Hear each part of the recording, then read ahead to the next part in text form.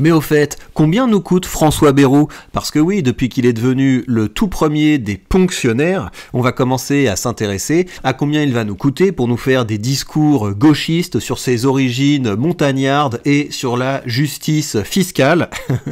Vous avez vu, je l'aime beaucoup. Je pense qu'il va me plaire énormément, ce mec. Et donc on va se plonger dans cette nouvelle. Je vous ferai également une vidéo sur le patrimoine de Bayrou parce que je crois qu'on se fiche vraiment de nous. J'étais bouche bée en regardant certaines choses. Donc je vous ferai une vidéo là-dessus probablement dans la foulée, mais d'abord on va se demander combien ça nous coûte un gros François Bayrou.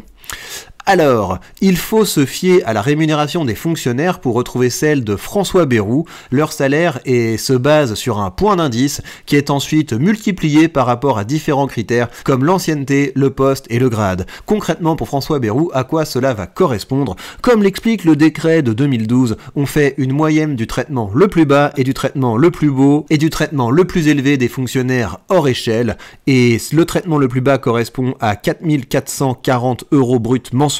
Le plus haut correspond à 7 400 et donc la moyenne des deux est de 5 900.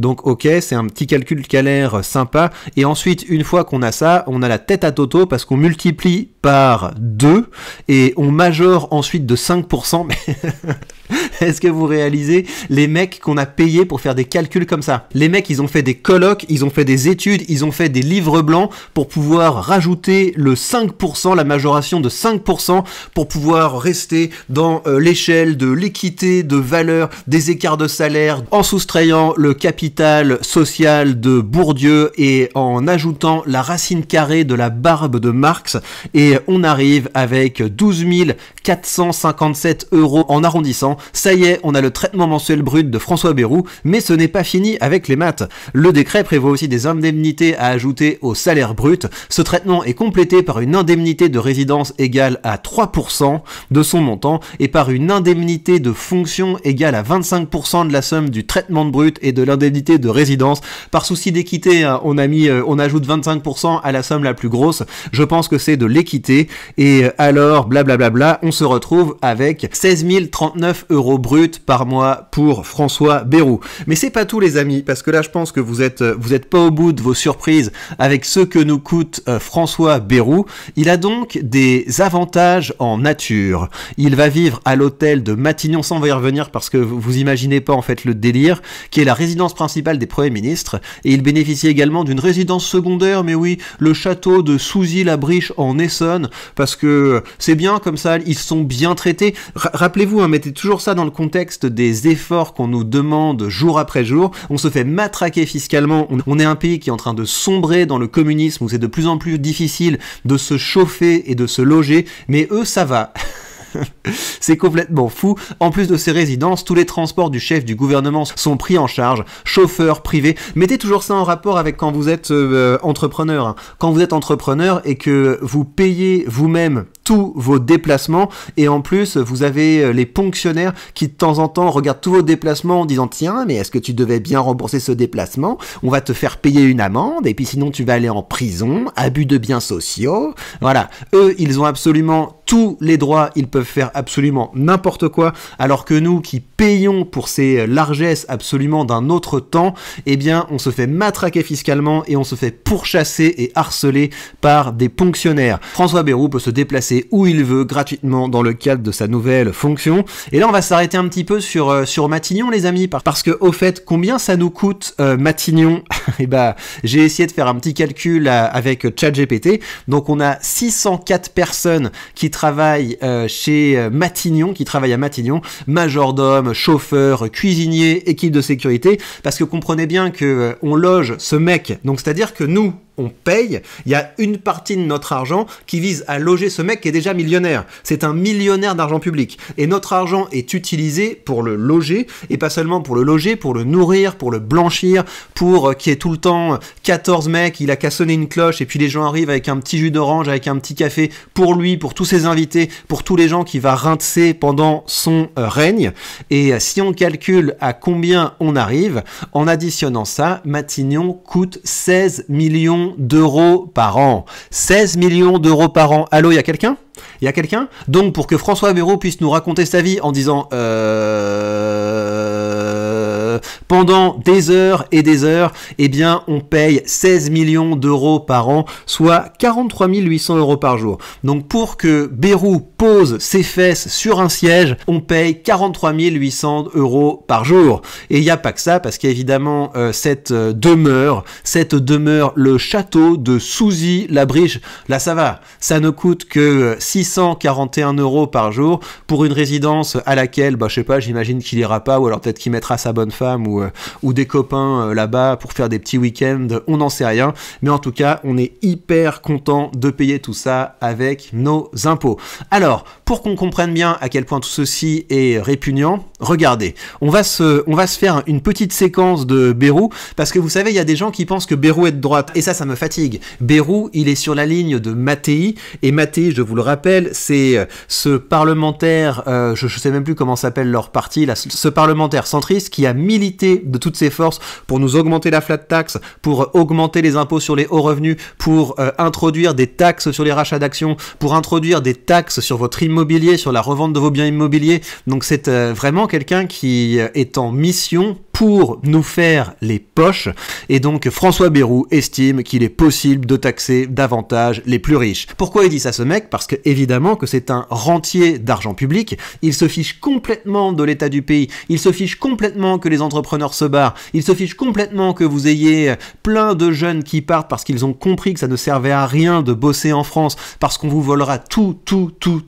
et dans ce contexte, ce mec vous dit, où est-ce que je peux gratter encore un petit peu d'argent pour pouvoir continuer de me mettre bien avec l'argent des autres? Voilà, on va taxer les riches, comme si la France n'était pas également le pire enfer fiscal de la planète pour les riches. C'est pas que la classe moyenne et les pauvres qui se font martyriser par le système. Si vous voulez, les pauvres, c'est autre chose. Les pauvres en France vivent mal, mais ils coûtent très cher. C'est ça le drame de ce pays, c'est que les pauvres sont assistés de tous les côtés, très cher, et c'est pour ça que notre pays est en voie de sous-développement, parce que dites-vous bien que derrière toutes les subventions, les aides, le système social, vous avez des taxes qui empêchent les entreprises de grandir et d'être compétitives par rapport aux autres entreprises du monde, mais ça n'empêche pas que les pauvres en France vont pas bien. Voilà, ils sont pauvres, ils vont pas bien, ils sont dans des déserts médicaux, donc c'est pas la faute des pauvres, c'est la faute du système qui fait que, en plus d'être triste, les pauvres nous coûtent cher. Et donc c'est absolument scandaleux comme système, et plutôt que de dégraisser le mammouth, on a des espèces de socialistes qui nous disent ce genre d'âneries. De vue de la justice, vous avez entendu Biden dans le formidable discours sur l'état de l'Union qu'il a fait cette semaine. Il n'est pas un communiste, Joe Biden. Hein? Pour le moins qu'on puisse dire, voilà. Et donc, et il évoque cette piste-là. Et il faut simplement avoir à l'esprit que nous sommes dans un monde ouvert. Et que la justice, elle est à construire ou elle est à améliorer, et je n'ai pas de doute de ce... La justice fiscale, il parle de la justice fiscale. Son grand modèle, c'est Joe Biden, à l'époque, parce que je pense que maintenant il a retourné sa veste, mais voilà, Joe Biden, le grand libéral Joe Biden, bien sûr, qui parle de taxer les riches. De ce point de vue-là... Bruno Le Maire voulait pas en entendre parler. Oui... C'est vrai que c'est pourquoi c'est pas Bruno Le Maire que vous avez invité, c'est moi.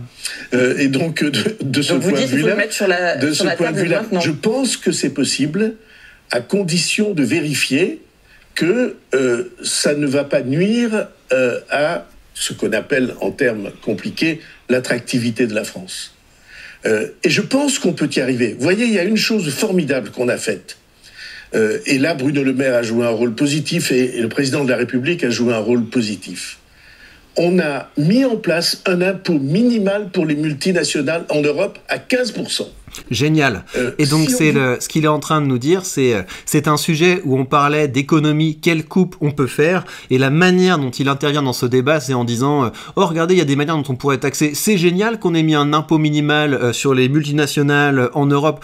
Tout ce que ça veut dire, c'est que les multinationales vont déplacer leur siège social. Elles vont déplacer leur siège social hors d'Europe. Jusqu'aujourd'hui, ça bénéficiait à des endroits comme l'Irlande par exemple, et les multinationales font se casser. C'est un territoire où t'as pas de ressources. Jusqu'à récemment, c'était un marché parce que vous aviez encore des gens riches qui pouvaient consommer, mais c'est même plus intéressant. Et on est en voie de sous-développement, on est également en voie de sous-développement parce qu'on est un enfer réglementaire. Enfin, regardez, à l'heure actuelle, vous avez les Africains, les Indiens qui sont déjà en train de développer de nouveaux outils avec la mise à jour de ChatGPT Sora. Nous, on n'y a pas accès. On n'y a pas accès, on est la seule zone du monde où on n'y a pas accès parce qu'on a des règlements qui sont censés nous protéger. Et donc, en plus d'être un enfer fiscal qui empêche les entreprises de se développer, on est un enfer réglementaire qui empêche les citoyens d'avoir accès aux meilleurs outils et de développer des produits et des services qui sont à la page. Et dans ce contexte, vous avez ces gros pignoufs de rentiers d'argent public qui viennent nous expliquer économie, mais non, on va pas faire d'économie, il y a des pistes pour taxer les riches. Vous avez dit il y a quelques années que c'était possible, vous l'auriez pas cru.